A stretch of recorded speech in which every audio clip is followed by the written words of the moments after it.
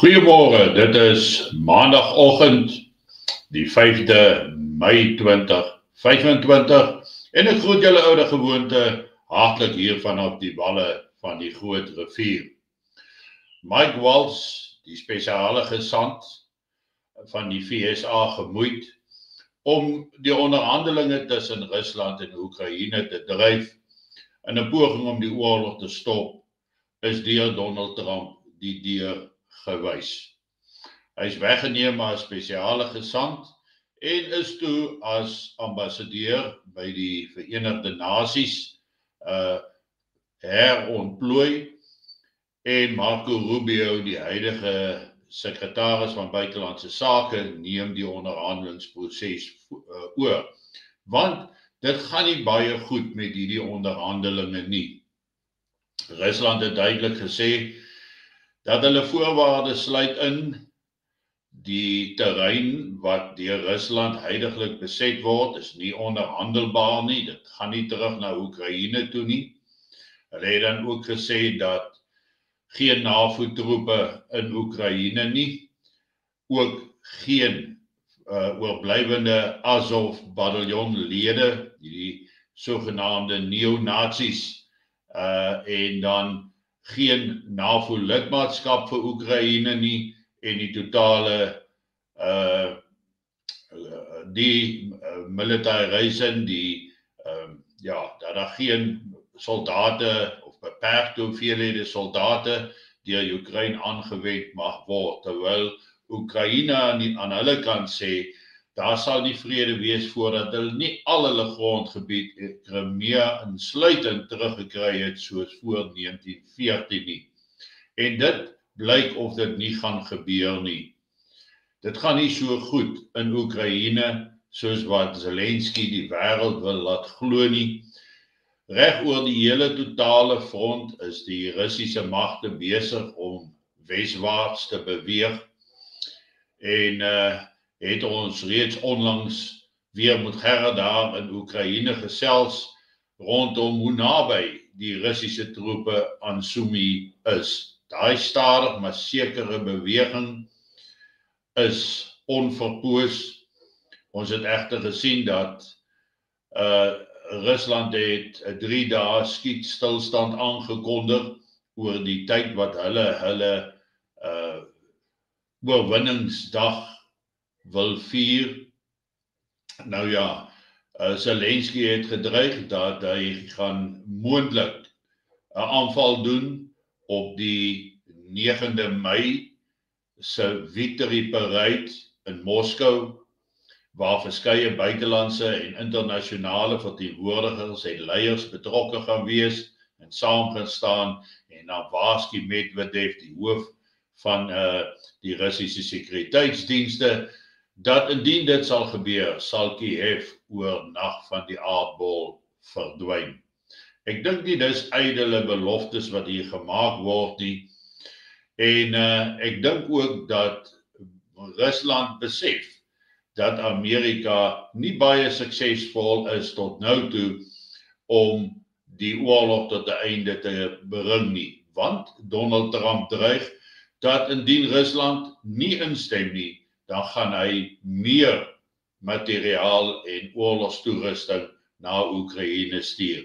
Dit sal natuurlik lei tot 'n voortsetting van die oorlog. Zelensky doen tans alles in sy mag om beide die FSA en NAVO, die FSA is deel van NAVO tans, maar ek maak die twee afsonderlik, want daar is ook aanduidings dat hier 'n oorlog gevoer kan word tussen NAVO sonder Amerika, of kom ons sê dan Europa sonder Amerika. As ons luister na Keir Starmer en Macron in Frankryk, wat natuurlik opdruk op hierdie stadium, ernstig opdruk om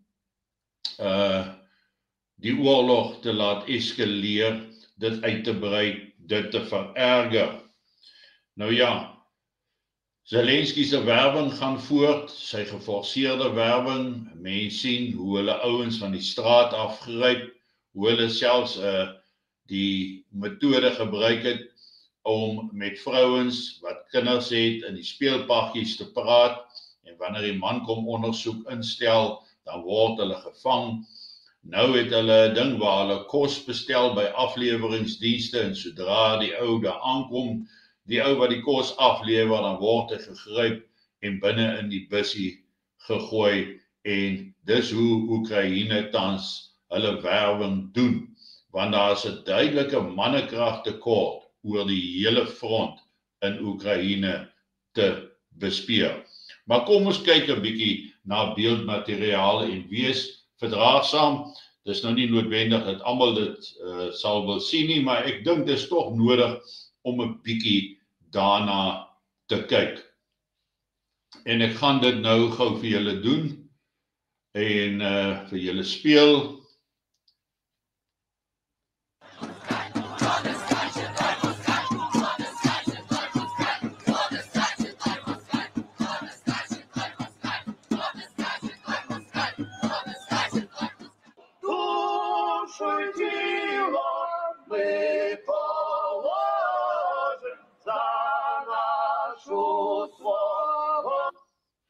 Nou die boonste gedeelte van die video is in 2014 met die Maidan revolusie, toe die wettige verkose president vervang was en deur 'n CIA geleide revolusie. En dan in die onderste beeld sien ons hoe lyk Oekraïne oor verskillende tydperke, maar ook hoe hulle werwing aangegaan het oor die laaste klompie maande. En dit is eintlik wat ek vir julle wil wys, is daardie werwingsgedeelte.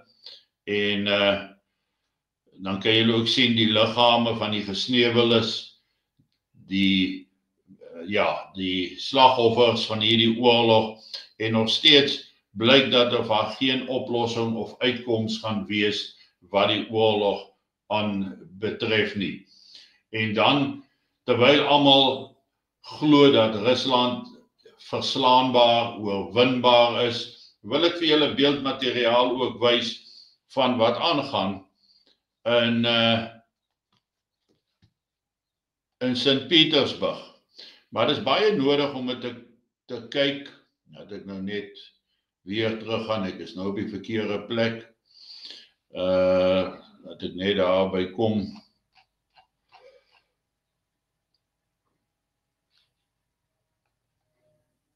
En daar's 'n paar opvallende goed wat julle sal sien wat ek vir julle wil wys.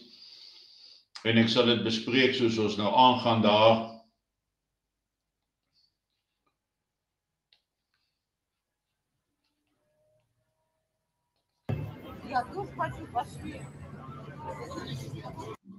Mense, dit is Sint-Petersburg in Rusland.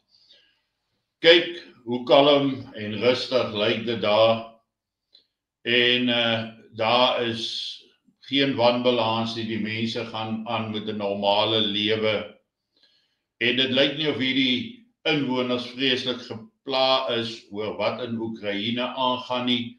Die lewe gaan voort en almal lewe voort. En kyk net 'n bietjie daai strate, hoe skoon is dit, hoe netjies lyk die stad. Maar bovenal, kyk na wie loop daar in die strate rond. Die jong mense, onbevange, nie soos in Europa, waar jy nou die beeldmateriaal sien van aanrandings en wat daarmee saamgaan nie. Jy sien gelukkige jong mense in Rusland. En ons moet uit die aard van die saak dan ook dadelik die vraag vra, waar sien die wêreld vir Rusland verkeerd om hom as die hoofvyand van vrede en veiligheid te beskuldig?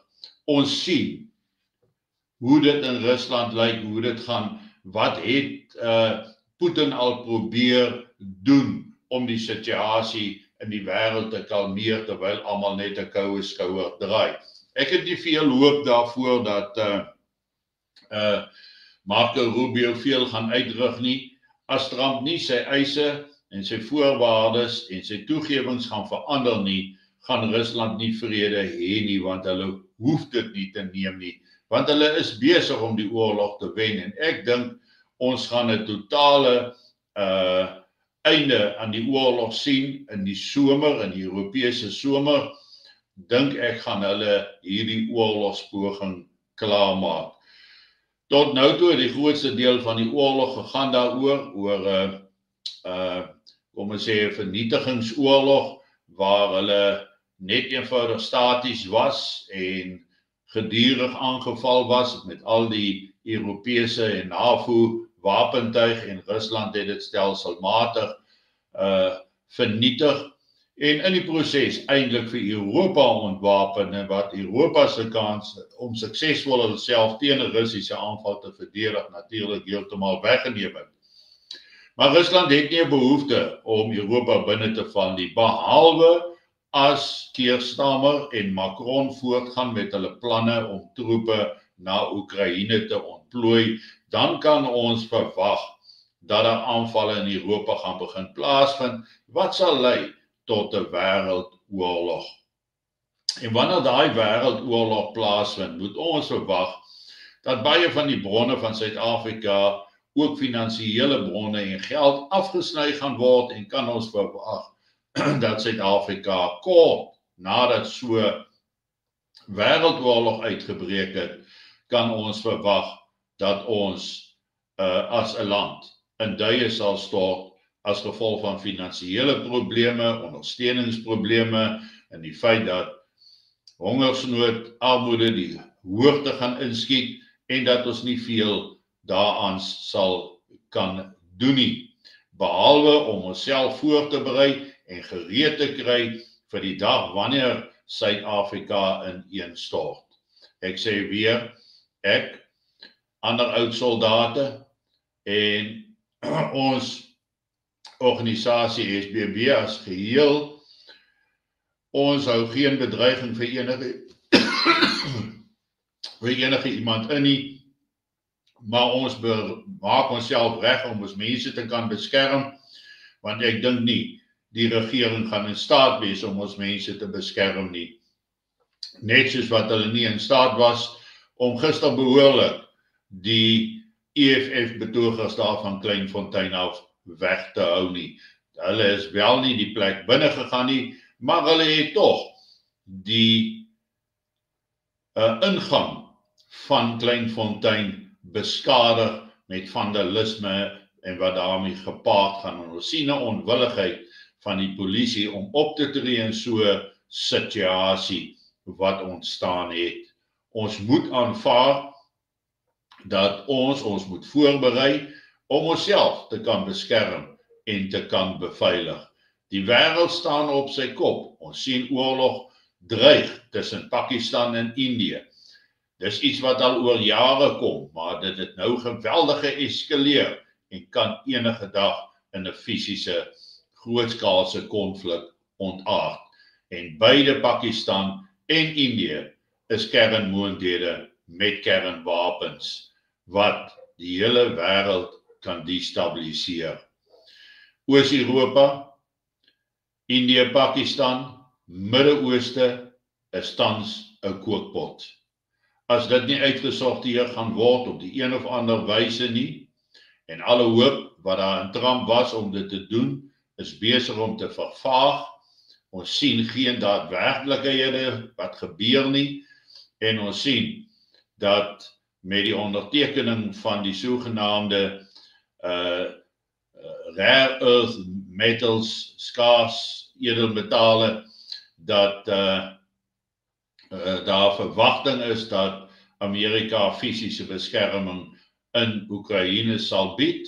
Die probleem is natuurlik dat die minerale wat aan Amerika beloof is, inderdaad aan die Russiese kant van die oorlogszone val. Wat gaan beteken dat daar konflik eskalasie sal wees?